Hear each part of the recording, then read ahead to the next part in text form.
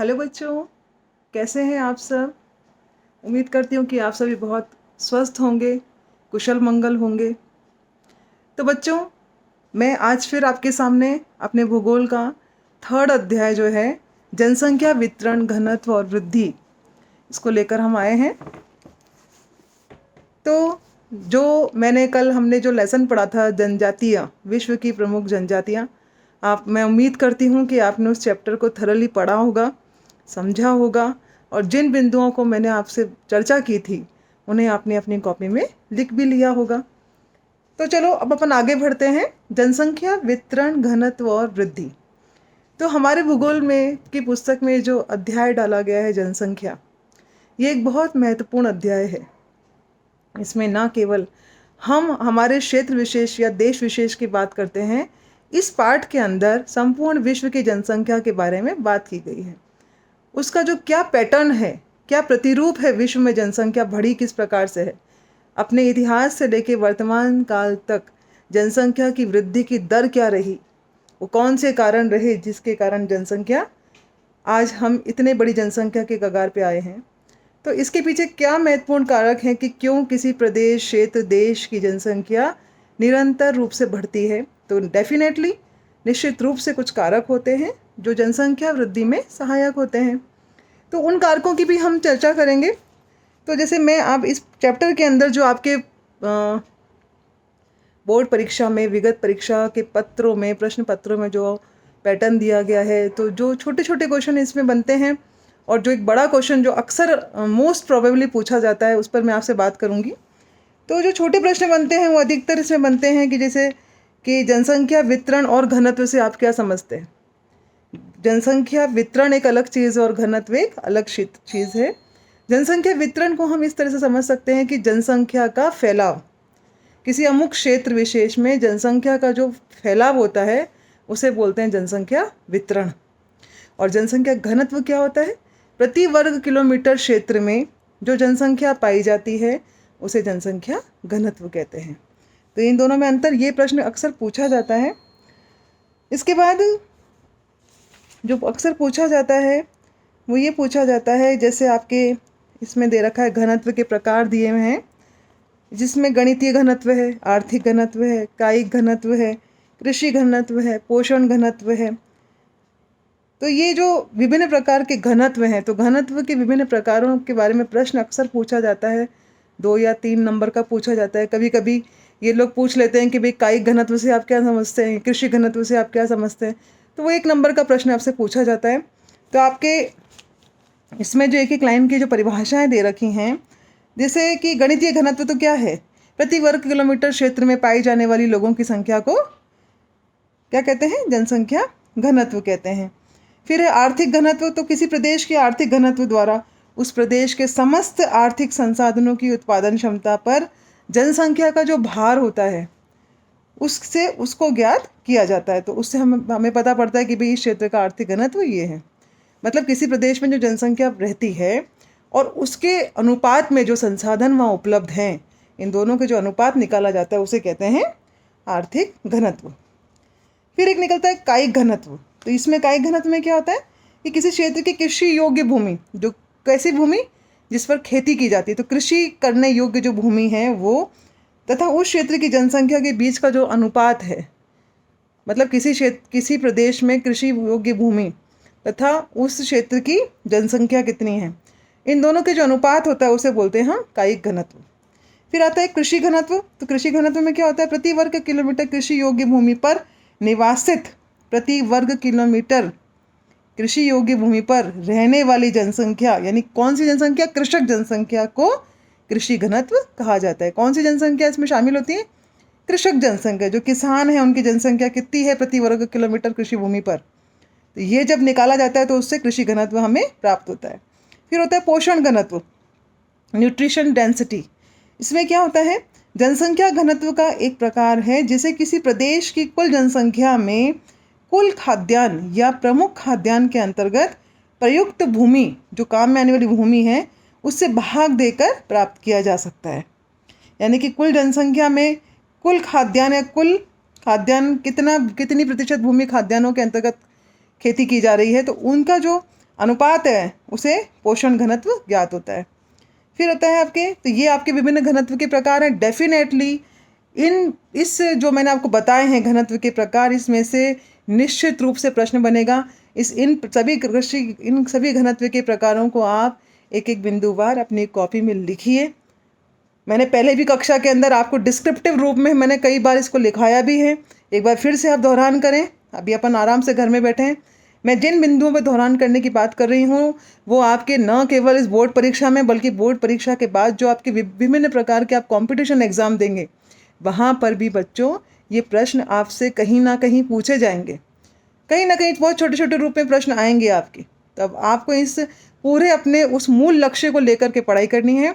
इन बिंदुओं को आप डेफिनेटली अपनी कॉपी में लिख लेना।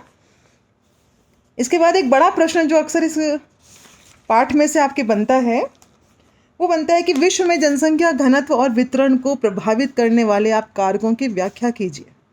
ये प्रश्न है, आप लिख लेना कि विश्व में जनसंख्या घनत्व और वितरण को प्रभावित करने वाले कारकों की व्याख्या कीजिए। ये प्रश्न बड़ा बनता है, 4 नंबर का या 3 नंबर का प्रश्न बनता है इसमें से। इसमें अब आपसे कारक पूछे जाते हैं तो हमें इसका प्रश्न का उत्तर किस प्रकार से देना है। तो हमें क्या करना है, सबसे पहले इसमें हम अक्सर क्या करते हैं कि लिया पेन और उठाने लग गए, उठा के बिल्कुल संलग्न रूप से लिखना शुरू कर देते हैं। हमें इस तरह से अपने उत्तरों को नहीं लिखना है। हमें एक वे ऑफ चार्ट बनाना है। चार्ट बना करके फिर उसके एक एक बिंदु पर अपन अपनी बात रखेंगे। तो चार्ट किस तरह से बनाना है वो मैं आपको दिखा देती हूँ। चार्ट इस तरह से बनाना है आपको, जैसे जनसंख्या घनत्व और वितरण को प्रभावित करने वाले कारक, जैसे भौतिक कारक, सामाजिक और सांस्कृतिक कारक, आर्थिक कारक। तो भौतिक कारक में स्थिति आ गई, जल की उपलब्धता आ गई, जलवायु और मृदा आ गया। सामाजिक और सांस्कृतिक कारक में धर्म और संस्कृति आ गई।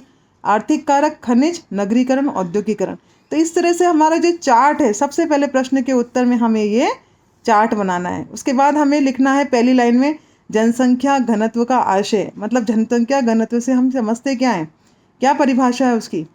किसी प्रदेश में निवास कर रहे लोगों की संख्या और प्रदेश के क्षेत्रफल के अनुपात को जनसंख्या घनत्व कहते हैं। ये बात हमें अपना उत्तर इस तरह से स्टार्ट करना है। इसके बाद क्या करना है हमें, फिर हमें जैसे भौतिक कारक है तो हमें एक एक पॉइंट वाइज उठाना है और फिर उसका डिस्क्रिप्टिव वे में उसका आंसर हमें लिखते चलना है। तो भौतिक कारकों में भी जो से स्थिति है, फिर हम स्थिति पे लिखेंगे कि भाई किस स्थिति में, मतलब कि कौन सा ऐसा धरातली भाग है जहाँ जनसंख्या अमूमन रहना पसंद करती है। तो हम अगर विश्व की स्तर पे बात करें या हमारे क्षेत्र स्तर पे बात कर लें तो जो जितना मैदानी भाग होता है, किसी भी क्षेत्र का मैदानी भाग जो होता है वो जनसंख्या के निवास के लिए सबसे सर्वाधिक उपयुक्त माना जाता है। तो यानी कि और जो पहाड़ी भाग होते हैं, उच्च स्तरीय भाग होते हैं, जलीय भाग होते हैं, दलदली भाग होते हैं, वहाँ जनसंख्या बिल्कुल भी बसाव नगण्य के बराबर होता है। तो ये है मुख्य कि स्थिति किस तरह से जनसंख्या वितरण को प्रभावित करती है। अगर हमारे भारत के परिप्रेक्ष्य में देखें तो हमारा भारत का जो मैदानी भाग है, उत्तरी मैदानी भाग, जिसे हम गंगा, ब्रह्मपुत्र, सतलज का मैदानी भाग भी कहते हैं, वहाँ भारत की सर्वाधिक जनसंख्या संकेंद्रण पाया जाता है। वितरण भी वहाँ सर्वाधिक है। पश्चिम बंगाल आ गया इसमें। इनमें जो उत्तरी भारत का जो मैदानी भाग है, पंजाब, हरियाणा, इसमें उत्तर प्रदेश आ गया, बिहार आ गया आपके, और आपका उत्तरी मध्य प्रदेश का भाग आ गया, पश्चिम बंगाल आ गया। तो ये जो पूरा एरिया है, आसाम आ गया, वहाँ तक अब नॉर्थ तक चले गए। तो ये जो जितने भी स्टेट्स हैं ये भारत के सर्वाधिक जनसंख्या वितरण और घनत्व वाले क्षेत्र हैं। तो इस तरह से अब अगर हम हिमालय प्रदेश की बात करें, ठीक है, या तटवर्ती भागों की बात करें, या मरुस्थलीय भाग की थार का मरुस्थल जो पश्चिमी राजस्थान में उसकी बात करें, तो हम देखेंगे कि वहाँ पर जनसंख्या नगण्य के बराबर है। क्यों? क्योंकि वहाँ पर जनसंख्या को रहने के लिए समतल भूमि नहीं है, वहाँ पर जल की उपलब्धता नहीं है, वहाँ पर यातायात के साधन नहीं उपलब्ध हो पाते भी। कैसे आप पहाड़ी भागों में यातायात करेंगे? ना वहाँ सड़क, आप ना रेल, ना किसी प्रकार के संसाधन नहीं होते, कृषि वहाँ हो नहीं सकती। तो ऐसी जगहों पर जनसंख्या का घनत्व बहुत कम पाया जाता है। यहाँ पर जो होता है, जो मुख्य रूप से जनजाति जो होते हैं वो निवास करने वाले लोग होते हैं, बहुत कम 5 या 6-7% जनसंख्या यहाँ निवास करती है, जो कि अधिकतर पशुपालन पर निर्भर होती है। भेड़ बकरी चराने वाले लोग यहाँ अधिकतर पाए जाते हैं। तो ये चीज़ें हैं। इसके बाद जल की उपलब्धता तो समझ में आता ही है। अगला पॉइंट कि जहाँ जल होगा वहीं मनुष्य रहना पसंद करेगा। फिर है जलवायु। जलवायु अगर आपकी अति उष्ण और बहुत ठंडे मरुस्थलीय भागों की कठोर जलवायु जो होती है वो मानव के बसाव के लिए बहुत असुविधाजनक होती है, तो वहाँ पर जनसंख्या घनत्व बहुत कम पाया जाता है। इसके अलावा अगर हम विश्व के स्तर पर बात करें तो भूमध्य सागरीय प्रदेश, विश्व की दुनिया के अंदर भूमध्य सागरीय जो प्रदेश है सबसे सुखद जलवायु के कारण प्रारंभिक काल से ही बहुत अधिक बसे हुए क्षेत्र हैं, क्योंकि वहाँ की जो जलवायु है वो शीतोष्ण जलवायु है, समशीतोष्ण जलवायु, ना तो बहुत अधिक गर्म ना बहुत अधिक ठंडी। तो ऐसी जलवायु जो होती है वहाँ पर मनुष्य का बसाव जो है बहुत अधिक पाया जाता है। मृदाएं यानी मिट्टियाँ, उपजाऊ मिट्टी होगी तो कृषि अच्छी होगी, कृषि अच्छी होगी तो वहाँ पर अधिक से अधिक लोग रहना पसंद करेंगे। तो यदि मृदा बहुत उपजाऊ है तो वहाँ पर हमें जनसंख्या घनत्व और वितरण बहुत अच्छा पाया जाता है। इसकी विपरीत स्थिति में जनसंख्या बहुत छितरी हुई या कम पाई जाती है। फिर आर्थिक कारकों में आते हैं खनिज है, नगरीकरण, औद्योगिकरण। तो जहाँ खनिजों की उपलब्धता अच्छी होगी, जहाँ नगरीकरण उत्तम होगा, जहाँ औद्योगिकरण ज़्यादा होगा, वहाँ डेफिनेटली जनसंख्या, क्योंकि वहाँ रोजगार उपलब्ध होगा तो लोग वहाँ रहना पसंद करेंगे।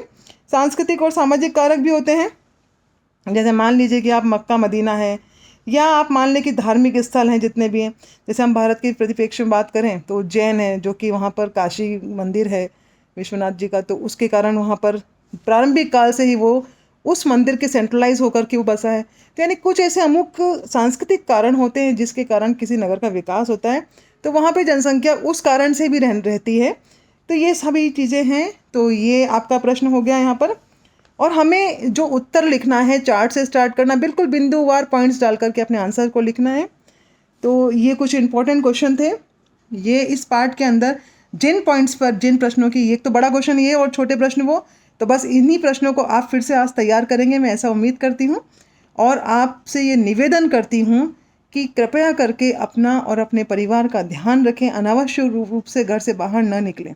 जो पढ़ाई आपको मैं करा रही हूँ ये आपको रिवीजन की तरह लें बच्चों, और इसको नियमित रूप से हम अध्ययन करके और फिर अपने आंसर्स को लिखें, तो हम निश्चित रूप से बोर्ड की जब परीक्षा होगी, जब भी होगी वो परीक्षा, तो हम घबराएंगे नहीं, हमारे उत्तर तैयार होंगे कॉपी के अंदर, तो बस एक रीडिंग लगा के जाना पड़ेगा हमको।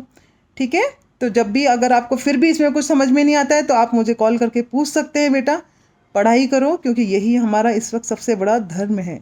बच्चों को घर में बैठकर पढ़ाई करनी है, ठीक है ना, और घर से अनावश्यक रूप से घर से बाहर घूमने नहीं जाना।